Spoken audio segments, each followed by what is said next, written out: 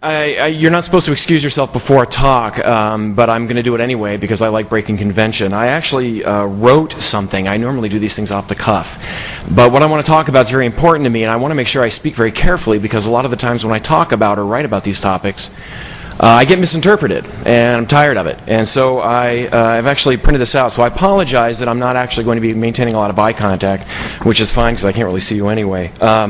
But I will be looking down a lot, and I apologize for that, but there you go. For those of you who are new, and for those of you who have been here for a while, come to More Than One TAM, I typically talk about astronomy, space, and science, and the way they're twisted and distorted by anti-scientists, by pseudoscientists.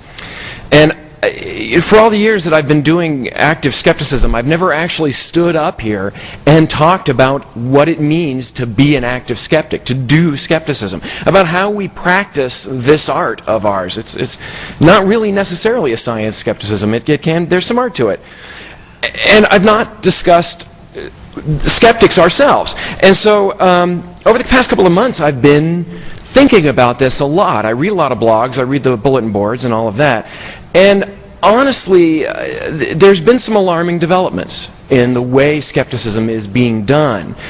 And, perhaps not overall, but in some specific places, the tone of what we're doing is decaying. And instead of relying on the merits of the arguments, which is what critical thinking is really all about, what about evidence-based reasoning is about, it seems that vitriol and venom are on the rise. And I'm unhappy about that, and I want to talk about it. So let me ask you a question. Let me ask you a question here.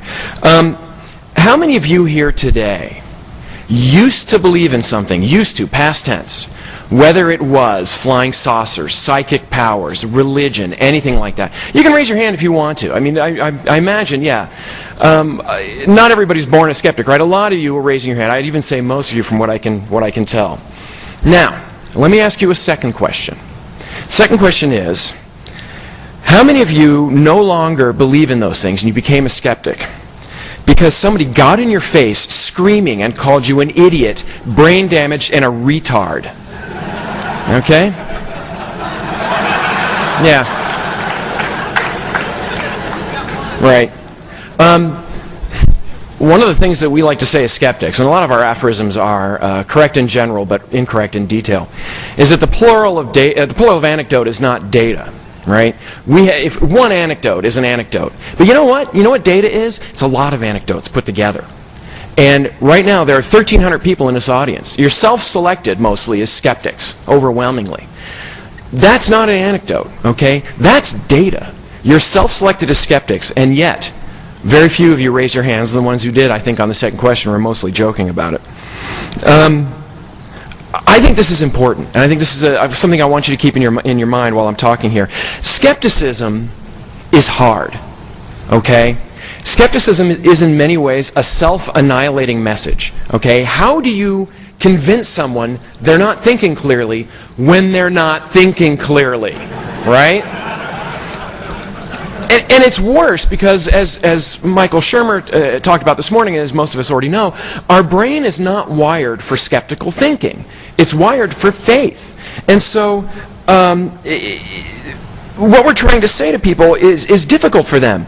And studies have shown that people who lose their faith tend to replace it with something else, with a different type of belief. If you start off religious and you lose your faith in God, you'll replace that with something else, some other non-evidence-based reasoning. An excellent example of this, and I'm sorry it's another anecdote, is Julia Sweeney. We all know her, I hope. And her brilliant, one-woman story, Letting Go of God. And now, she started off a true believer and ended up a skeptic and a critical thinker. But that's actually a rare case. It doesn't happen like that. And I may mention her again later because I think her case is actually very important. It gets worse. Studies have actually shown that when you debunk a misconception, you actually wind up reinforcing it later. So when somebody comes in and says, I think that, I don't know, the full moon on the horizon is because of the atmospheric effects of acting like a lens. And you say, oh, no, it's an illusion, it's this and this and this and this. And a year later you say, what causes the moon illusion? And they'll say, I heard it was an atmospheric effect. And so actually debunking reinforces the things we're trying to debunk. It's irritating, actually, and it puts a damper on trying to show people why they're wrong. And it just keeps getting worse. The message we're trying to convey is hard all by its lonesome.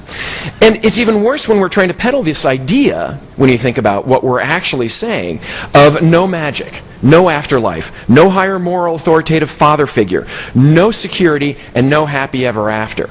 Okay? This is a tough sell. And in many cases, people will prefer magic over science, and they will prefer fantasy over reality. Santa Claus is more fun than getting presents from your parents, right? And the Tooth Fairy is more exciting than knowing that it's just your parents putting money under your pillow. And I'm sorry, it's a spoiler alert there. Now, look. For those of you who know me, and like Pamela, I'm a science evangelist. I do this because I have a passion for it. I know how amazing and how awesome black holes and supernovae and spiral galaxies are. And I know, as a scientist, or at least one who used to do science, I know about the imagination, the creativity, the sense of wonder, and the deep, profound beauty of science. I understand that and I know it.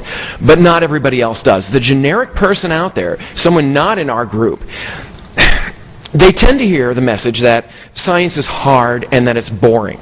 And worse, skeptics and scientists, we tend to be thought of as being stuffy and stilted and asocial, if not downright evil and sociopathic. You know, atheists eat babies, don't you know, right? So it's a tough sell. And also, how do believers think of themselves? Many times their self-identity is wrapped up in their belief. And one of the most important things people use to define themselves is for example, their religion or their belief. They might say, I'm a UFO person or whatever. It doesn't matter what the belief is. Not only that, our society stresses faith. How many movies have as their final message something about faith? How many books and how many TV shows? The doubt in the movie is downplayed. The person who is doubting is shown as ineffectual, even bad. And the belief is the highest ideal. I mean, come on, clap if you want Tinkerbell to live, right? So, congratulations. A Cottingley fairy is still alive because of you. So with all of this stacked against us, and this is a lot of stuff stacked against us, why in the hell would you want to make it harder to deliver that message? The odds of us making any progress in society are very low, and that's borne out by the data. Religion is still a huge influencing factor in the world, and that's 200 plus years after the Enlightenment. That's a long time. More beliefs are waning, okay? I have to admit, I wrote this speech several days ago, but I think this is quite funny.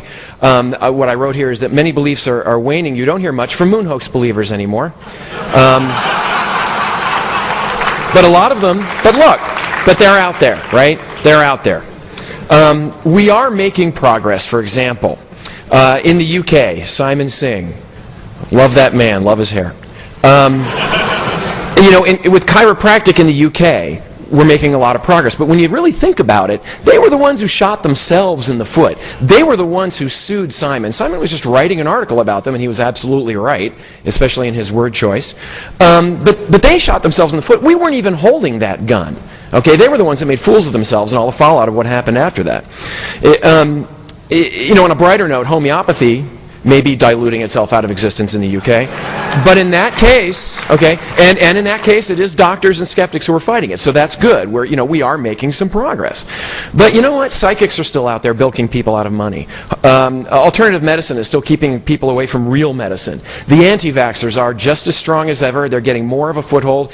Even though Andrew Wakefield has been humiliated and shown to be wrong, he's writing books, he's touring the country, he's on TV all the time, and maybe because of this, but certainly in some regions, pertussis is on the rise, and polio is coming back. Polio is seen to be coming back. Now, I'm not trying to make a list of our failures. I'm not up here to bring doom and gloom to everybody here. And I'm not even trying to target our next campaigns. I'm not saying what we should be talking about. I'm simply pointing out that this stuff is hard. It is an uphill battle. And while we're pedaling as hard as we can, we're not moving up that hill very much. And to be honest, in some cases, I'm not even sure we're facing in the right direction. Let me ask you this, and this is just rhetorical. What is the goal of the skeptical, critical thinking movement? Now, the answer may be different for everyone. And for somebody, it might be the abolishment of quack medicine. It might be the eventual